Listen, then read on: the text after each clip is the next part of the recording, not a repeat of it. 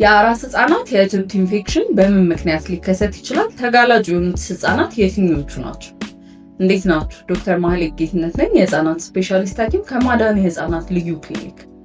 የአራስ ህጻናት የእምብርት ኢንፌክሽን የአራስ ህጻናት እትብት ወይም ደግሞ በዙሪያው ያለው ቆዳ በኢንፌክሽን አምጪ ተዋሲያን ሲጠቃ የሚከሰት ኢንፌክሽን ነው። ታዲያ ለእምብርት ኢንፌክሽን ተጋላጭ የሆኑ ህጻናት የትኞቹ ናቸው? ከሆስፒታል ውጪ በቤት ውስጥ ወይም በማንኛውም ቦታ የተወለዱ ህጻናት፣ ከኪሎ በታች ሆነው የተወለዱ ህጻናት፣ ከጊዜ በፊት የተወለዱ ህጻናት፣ እናት በምጥ ጊዜ ወይም ደግሞ በእርግዝና ጊዜ የሽርት ውሃ ኢንፌክሽን ካጋጠማት፣ እንዲሁም ደግሞ የሽርት ውሃ ፈሶ ለረጅም ጊዜ ህፃኑ ሳይወለድ ከቆየ፣ እነዚህ የአራስ ህጻናትን ለእምብርት ኢንፌክሽን ተጋላጭ የሚያደርጉ ነገሮች ናቸው። በተጨማሪ ለእትብታቸው የምናደርገው ጥንቃቄ በቂ ካልሆነ ወይም ደግሞ እትብታቸው ላይ ሌላ ባዕድ ነገሮችን የምናደርግ ከሆነ ህፃናቱን ለእምብርት ኢንፌክሽን ተጋላጭ እናደርጋቸዋለን።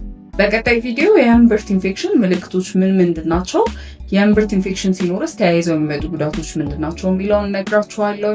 ይሄ ቪዲዮ ለብዙዎች እንዲደርስ ላይክ፣ ሼር፣ ሪፖስት ማድረጋችሁን እንዳትረሱ። ሀሳብ፣ አስተያየት፣ ጥያቄ ካላችሁ ኮሜንት ሴክሽን ላይ አስቀምጡልኝ። ዶክተር ማህሌት ጌትነት ነበርኩኝ ከማዳን የህፃናት ልዩ ክሊኒክ።